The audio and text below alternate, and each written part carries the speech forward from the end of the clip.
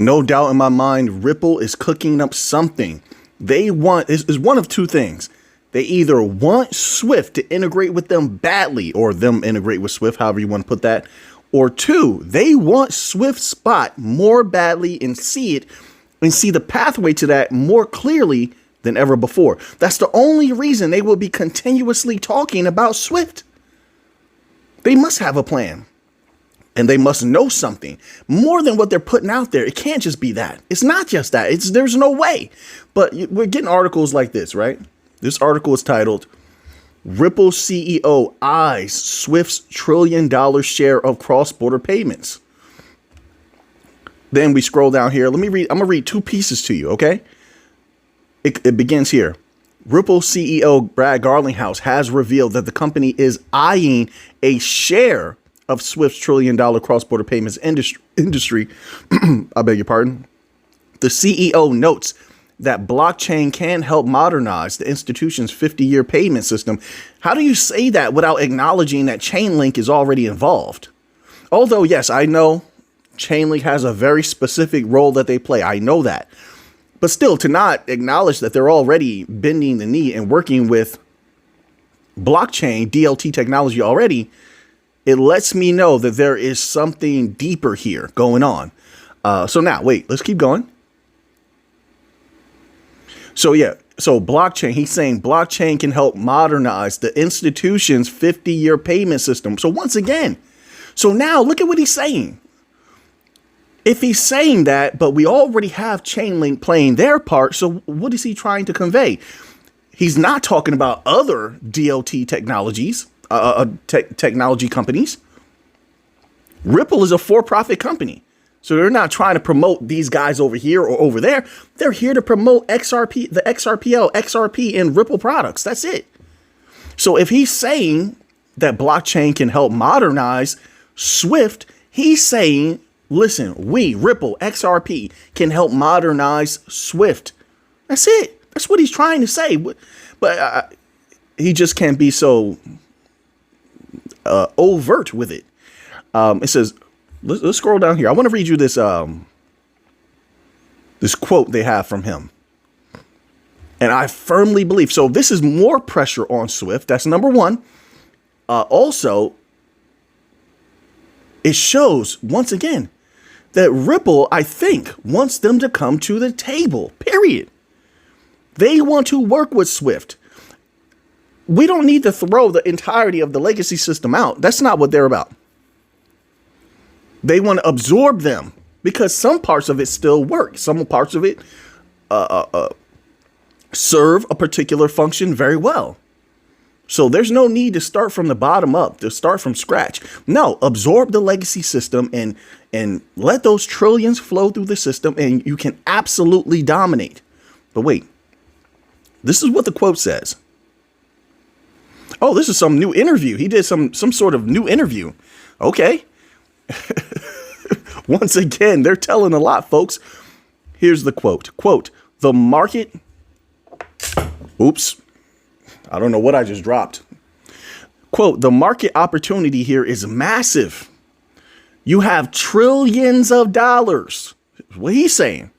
Trillions of dollars flowing across borders globally. It's still dominated by the SWIFT network. And that's a technology architecture that was developed 50 years ago. So once again, I know that according to articles that Ripple and Chainlink do have some sort of cordial relationship. I don't know if they're working together. I don't know the extent of the relationship. So they don't want to step on Chainlink's toes. But so they're just going to just negate them, it seems. But they continue to do that. Just take notice and just reference Swift as a 50-year-old system. So which part of Swift is still lagging behind? The part that Ripple accelerates in. So to say that, wait. Listen to this last part. I think it tells a lot. So it continues. It says, and that's technology architecture that was developed 50 years ago. There is an opportunity to modernize, unquote. What does he mean by that? The only thing reasonable conclusion to draw is he wants Swift to utilize Ripple technology, XRP technology. That's it. That's the only thing it can mean. He's not here to help them. You think he's talking about Swift to help them out? No. To help another blockchain maybe work with them? No. He wants them, once again, as the leader of a for-profit company, to use Ripple technologies. And I believe that given enough time and pressure, Swift will bend the knee. It's better to work with the power that's rising, and same thing for the power that's rising, and it's better for them to work with the power that already exists than to become true competitors. They've never been competitors. Ripple made it clear they wanted to work with the legacy system. Work with. Are they going to take over? I believe they will, but through absorption, but not absolute war domination, like how typically we see things happen in certain industries. Not like that. See, and then the article writer is very interesting to me. Even the article writer is sort of in the middle. They can't figure out if Ripple is saying they want to outright replace Swift. They could be saying that. And I think that they could do that, but I don't think that's their intention. So the article writer even, I think, is right in the middle of trying to figure out, hey, are you saying you want to replace Swift or help them? You're saying like that they can be modernized, but at the same time saying that the technology is old and you're the best, you're better than them. And I think that they're keeping, Ripple deliberately is keeping things obtuse, amorphous, opaque on purpose. Because in that way, you're not absolutely stepping on their toes, but you're letting Swift know we're here. It's our time now. You see how all the legislation is going, all the regulation is going. You see all the big news is about DLT now. They're even talking about payroll now. I was talking about that for a while. Felt like I was alone. And now I'm starting to see articles and information coming out about payroll. DLT is going to dominate in that as well. But they're letting them know we're here now. It's time to make some decisions and some moves. Because if you do not, Swift, Ripple, and all of these different bank coin companies, which there's only a handful of potent bank coin companies, they're going to dominate, and there's nothing that can stop them. Nothing, in my humble opinion. So, and then, of course, that affects the price of XRP. They've let it be known XRP is the best of the best. They want everyone using XRP. You just sprinkle a little RLUSD, which even that benefits XRP and XRPL. There's no stopping it. But now let's go on here. See what else we have today. We got a lot of articles today. Hope you're all doing fantastic. Okay. What is this about here? This one here, I think is about SEC. Oh, here we go. So the SEC delays Franklin's spot XRP ETF decision. Why? The U.S. Securities Exchange Commission has decided to postpone its decision on whether or not to approve the spot XRP ETF proposed by Franklin Templeton, a major investment firm. What does this mean?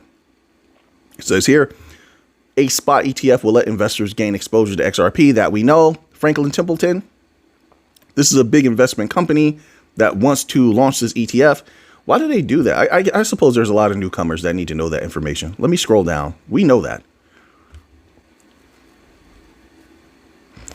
The SEC is responsible for approving or denying such financial products in the U.S.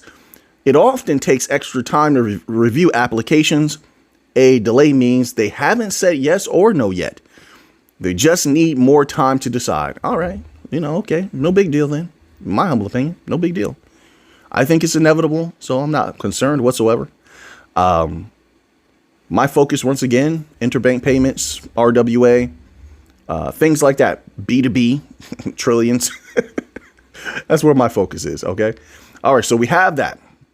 Let's move on here. We have another article here. Let's see. Is this a little bit of Bitcoin news, possibly? No.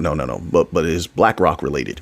So this article is titled BlackRock looking to tokenize shares of its $150 billion Treasury Trust Fund. SEC filing shows. So here, once again, the tokenization of everything is picking up steam. They're serious about this, right? So it says BlackRock is preparing to bring blockchain back to the back office of one of its largest funds, filing to offer a digital share class of his $150 billion treasury trust money market fund through BNY Mellon.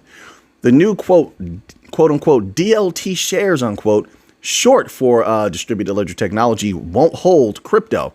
BNY Mellon, the fund's exclusive distributor, intends to use blockchain to mirror share ownership records, an incremental step that could pave the way for broader adoption of tokenized cash, digital assets, or blockchain-based settlement infrastructure in traditional finance. The thing that they don't understand or get is that at some point, if you want to expand that, there's no way around it involving some sort of native crypto. Native crypto serves its purpose. So if you want to expand or move that anywhere, you want global reach, etc., a variety of different mechanisms that you're going to need to employ in the future as you grow, it's going to have to interact with that. You're going to have cross-chain capability. What do you call that? Bridges and gateless connectors and things like that. But we'll see. Over time, everything will unveil itself. All right. It says here, in the past few years, a growing number of firms have experimented with creating blockchain-based representations of real-world assets, bringing the traditional finance world rapidly into crypto and decentralized finance environment. Exactly. There's no way around it. And so what's positive about this and why it's important to keep up with this, in my humble opinion, is that RWA is going to make a lot of, not financial advice, it's going to make a lot of money for a lot of people who are wise and who are erudite, and they get in early. They're moving things around. They know what's going to be hot on the market. Of course, these things are still building right now. You're going to have, but there's going to be things that are easily capitalized upon, like fine art, farmland. Wait until farmland and tokenization of what is it? They did it before, like cattle and things like that. Ownership of cattle, ownership of land. Everything. That stuff is going to be easy to capitalize on for quite a few years. But those who get in first obviously are going to benefit the most. So this, for moneymakers, that's very important to keep up with RWA. And so to see that it's making such progress so soon, I think is a very good thing, in my humble opinion. BlackRock's, hold on, let me get this. There's like a video playing here that's floating around the screen. Bear with me. There we go. BlackRock's Liquidity Treasury Trust Fund is part of the firm's liquidity fund suite and managed over $150 billion in assets as of April 29th. What they're doing, they're getting all the easy stuff out of the way first before they let everyone else play. They're getting themselves in position. We can see that, right? All right, so now let's move on from there. A little bit of Bitcoin news here now. So here we go. Bitcoin price still in bargain zone as U.S. jobs report sparks rate cut hopes. They taught us that in in high school, you ever take drama class or something like that for an English elective, and they teach you something called dramatic pause. You just right. They did. They taught us that dramatic pause. I'll never forget that. That was a fun class. Anyway. Bitcoin price is still undervalued, quote unquote. I agree. Despite the recent surge in institutional investor purchasing, people are not understanding how potent that is, but they're going to live it. They're going to see it. Seeing is believing. I find that most people are like that now. You can do all the research in the world. They have to see it. They have to feel it, experience it. It's coming. In my humble opinion. It says, according to Fidelity Digital Assets, Bitcoin's midterm outlook dropped to an, quote, optimism, unquote, zone as the investment firm noted that BTC is trending toward, quote, undervaluation, unquote. As proof, the firm cited the quote, Bitcoin yardstick, unquote, metric, which measures Bitcoin's market cap divided by its hash rate. A lower ratio suggests that Bitcoin is cheaper relative to the energy security of its network. I'm so used to saying quote unquote and things like that. I wonder if it's better just to read it that way. But the quotes emphasize something. You know what I'm saying? I don't know. These are inside thoughts I'm putting outside. In Q1 2025, I'm not beyond growth and change is the only constant. I accept that. I'm always trying to learn, A wise man knows, or a wise person knows, that they know nothing. That doesn't mean that the person is an absolute moron. No, that means that that it's the acknowledgement that growth and learning is ongoing. It never ends. If you want to be a master of something, it's recognizing that there is no limitation except what you set. So to continue to learn and grow. And in order to do that, you have to be humble to do that. In Q1 2025, the metric stayed between -1 and 3 standard deviations, cooling from its Q4. I hope I read that correctly. Cooling from its Q4 2024 overheated levels, the number of days above 2 standard deviations dropped from 22 to 15, with none above 3, indicating that Bitcoin is less expensive compared to its network strength. Bullish. The investment firm mentioned that Bitcoin is in a quote acceleration phase, unquote, where it rallies to new highs are not uncommon, though they caution a blow off top could, it's not a guarantee, could take place. All right. It says illiquid supply rose from, hold on, bear with me one moment. Sorry. Illiquid supply rose from 61.50% to 63.49%, while liquid supply fell by 4%, indicating holders are increasingly committed to long-term positions. There's confirmation right there. There we go. We saw some articles a while back that said a lot of, but they were very specific. A lot of the big money or maxis or whales were moving from short-term to long-term positions. Now we're getting confirmation of it from here on Cointelegraph.com. There you go. And why would they do that? They're doing that because they're super bullish on Bitcoin. For the time being, Bitcoin is looking very, very good in my humble opinion. And so here we go. The illiquid supply shock ratio, currently 16% below its 2017 peak. In line with this view, Cointelegraph reported that BlackRock's iShares Trust Bitcoin ETF recorded a significant inflow of $970.9 million on April 28, 2025, marking its second largest daily inflow since its January 2024 launch. All right, so now let's move on here. I want to get a few. We have like 2 more articles. I think we can get both of them in, actually.